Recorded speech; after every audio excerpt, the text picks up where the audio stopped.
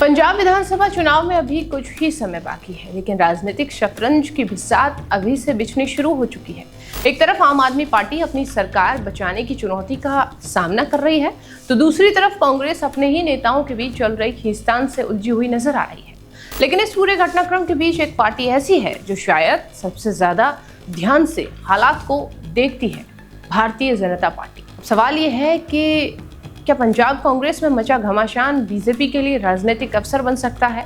क्योंकि राजनीति में अक्सर कहा जाता है कि चुनाव सिर्फ अपनी ताकत से नहीं बल्कि विरोधियों की कमजोरियों से भी जीते जाते हैं। पंजाब में कांग्रेस की स्थिति इस समय कुछ ऐसी ही नजर आ रही है। प्रदेश नेतृत्व को लेकर मतभेद, वरिष्ठ नेताओं के अलग अलग बयान, संगठन के भीतर बढ़ती हुई असहमति और गुटबाजी की खबरें लगातार सामने आ रही हैं। पार्टी अभी तक ये तय नहीं कर पाई है कि चुनावी लड़ाई का चेहरा आखिर कौन होगा और रणनीति किस दिशा में आगे बढ़ेगी। ऐसे में कांग्रेस का वोट बैंक बिखरने का खतरा भी बना है।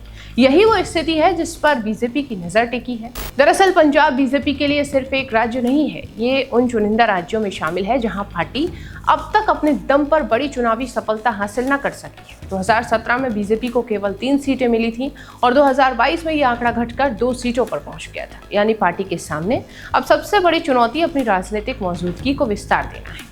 लेकिन पिछले कुछ महीनों की गतिविधियों को देखें तो तस्वीर बदलती नजर आती है। प्रधानमंत्री नरेंद्र मोदी, केंद्रीय गृह मंत्री अमित शाह और हरियाणा के मुख्यमंत्री नायब सिंह सैनी के लगातार पंजाब दौरे ये संकेत दे रहे हैं कि बीजेपी अब पंजाब को अगले बड़े राजनीतिक मिशन के तौर पर देख रही है। किसान आंदोलन के बाद पंजाब में बीजेपी की स्थिति कमजोर हुई थी। आंदोलन में पंजाब के किसानों की अहम भूमिका रही और उसके बाद पार्टी के प्रति नाराजगी का माहौल भी बना। लेकिन अब बीजेपी अपनी रणनीति को नए तरीके से तैयार कर रही है और यहीं से शुरू होता है बीजेपी का चर्चित 2D फॉर्मूला। पहला डी है डेरा। पंजाब की राजनीति में डेरों को प्रभाव किसी राजनीतिक दल से कम नहीं माना जाता। लाखों अनुयायियों वाले ये धार्मिक केंद्र चुनावी समीकरणों को प्रभावित करने की क्षमता रखते हैं। प्रधानमंत्री नरेंद्र मोदी का सचखंड बल्ला डेरा पहुंचना हो, राधा स्वामी डेरा ब्यास से संपर्क बढ़ाना हो या फिर डेरा सच्चा सौदा के प्रभाव वाले इलाकों में सक्रियता, बीजेपी लगातार उन सामाजिक समूहों तक पहुंचने की कोशिश कर रही है जहां पहले उसकी पकड़ सीमित मानी जाती थी। और दूसरा डी है डिफेक्शन, यानी दूसरे दलों के प्रभावशाली नेताओं को अपने साथ जोड़ना। कैप्टन अमरिंदर सिंह, सुनील जाखड़, रवनीत सिंह बिट्टू जैसे बड़े चेहरे ही बीजेपी में पहले से शामिल हो चुके हैं। राजनीतिक गलियारों में चर्चा है कि पार्टी अभी भी कांग्रेस और आम आदमी पार्टी के कई नेताओं पर नजर बनाए हुए है। बीजेपी का मानना है कि यदि मजबूत स्थानीय चेहरे साथ आते हैं तो संगठन को तेजी से विस्तार दिया जा सकता है। इसके साथ ही चर्चा बीजेपी की 2T रणनीति की भी हो रही है। पहला टी है टर्बन। हाल ही के महीनों में अमित शाह और नायब सिंह सैनी कई कार्यक्रमों में पगड़ी पहनकर दिखाई दिए। इसे सिख समाज के साथ भावनात्मक जुड़ाव बनाने की कोशिश के तौर पर भी देखा जा रहा है। दूसरा टी है तरनजीत सिंह संधू। पूर्व विदेश सचिव और पंजाब की राजनीति में प्रभाव रखने वाले तरनजीत सिंह संधू को महत्वपूर्ण जिम्मेदारी दिए जाने की भी बीजेपी की व्यापक रणनीति का हिस्सा माना जा रहा है।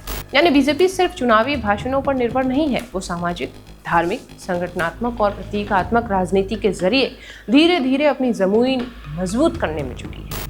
लेकिन राजनीति में रणनीति बनाना और उसे चुनावी जीत में बदलना दोनों ही अलग अलग बातें हैं। पंजाब की राजनीति हमेशा से राष्ट्रीय मुद्दों से ज्यादा स्थानीय मुद्दों, किसान वर्ग, सिख पहचान और क्षेत्रीय नेतृत्व के इर्द गिर्द घूमती रही है।